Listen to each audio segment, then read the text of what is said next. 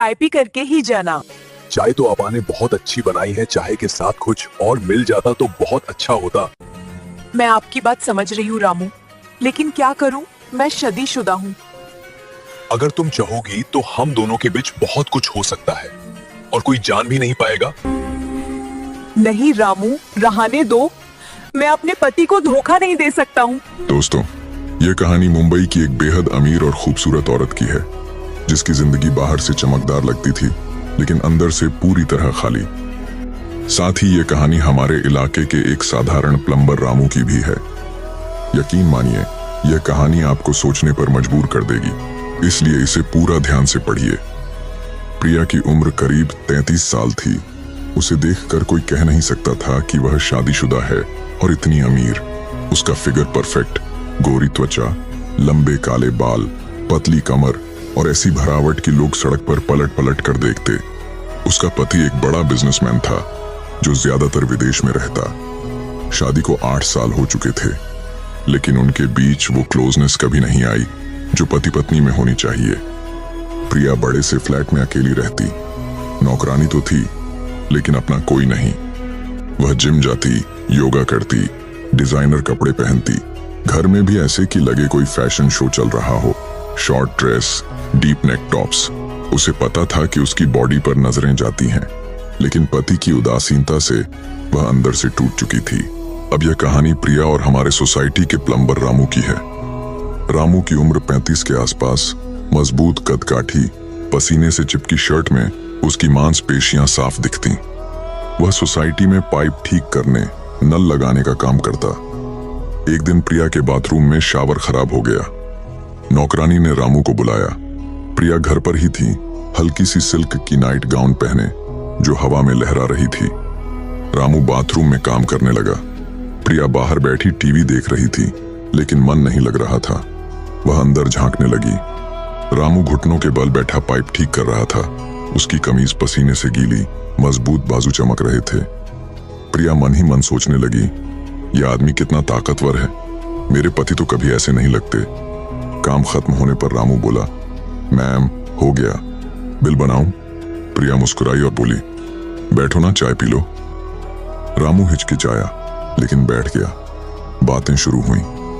रामू ने बताया कि वह अकेला रहता है, बीवी बच्चे गांव में, महीने में एक बार जाता है। प्रिया ने अपनी अकेलापन की बात कही। रामू ध्यान से सुनता रहा। उसकी गहरी आवाज में कुछ था जो प्रिया को अच्छा लगा। उसके बाद रामू अक्सर आने लगा। कभी नल टपकता, कभी पाइप लीक। हर बार प्रिया खुद ही बाहर आती। वे किचन में बैठते, चाय पीते, बातें करते। रामू पुरानी चीजों की तरह नहीं, बल्कि सीधा साधा था। वह कहता, मैम, आप जैसी औरत को अकेला नहीं रहना चाहिए। प्रिया हंस देती, लेकिन अंदर कुछ हलचल होती। एक दिन बारिश हो रही थी। रामू गीला होकर आया, पाइप ठीक करने। प्रिया ने तौलिया दिया। रामू शर्ट उतार कर पहुंच रहा था। उसकी चौड़ी छाती, मजबूत बॉडी देख प्रिया की सांस रुक गई। वह पास गई और बोली, रामू, तुम बहुत मेहनती हो। रामू मुस्कुराया। उसकी शरारती मुस्कान में कुछ था। धीरे धीरे बातें गहरी होने लगीं। प्रिया ने बताया कि पति कभी वक्त नहीं देते, वह तरस गई है प्यार की। रामू बोला, मैम, पैसा सब कुछ नहीं, दिल की खुशी अलग होती है। एक शाम वे बालकनी में बैठे थे। बाहर ठंडी हवा चल रही। प्रिया ने शॉल ओढ़ी। रामू ने कहा, मैम, आप बहुत खूबसूरत हैं। कोई समझदार होता तो आपको कभी अकेला नहीं छोड़ता। प्रिया का दिल तेज धड़कने लगा। उसने रामू की आंखों में देखा। कुछ पल यूं ही बीते। फिर प्रिया बोली, रामू, मुझे तुम्हारी ये सादगी अच्छी लगती है। रामू ने धीरे से उसका हाथ छुआ। प्रिया ने नहीं हटाया। उस रात पति बाहर थे। प्रिया ने रामू को रोका नहीं। वे करीब आए और वो हुआ जो सालों से प्रिया तरस रही थी, एक सच्चा, गहरा एहसास। रामू की मजबूत बाहों में प्रिया को वो सुकून मिला जो अमीरी कभी नहीं दे सकी। उसके बाद रामू जब भी आता, वे घंटों बातें करते, कभी बालकनी में, कभी अंदर।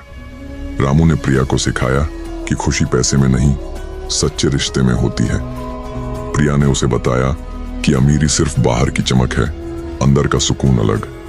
एक दिन रामू की तबीयत खराब हुई। प्रिया ने खुद दवा लाकर दी, देखभाल की। रामू बोला, मैम, आप देवी हैं। प्रिया हंसी और बोली, नहीं रामू, तुमने मुझे जिंदगी का असली मतलब समझाया। आज भी वे मिलते हैं। लोग क्या सोचते हैं पता नहीं, लेकिन उनके बीच का रिश्ता शांत, गहरा और सच्चा है। ना कोई शारीरिक रिश्ता पार किया, ना कोई वादा टूटा, बस एक दूसरे की कमी पूरी करते हैं।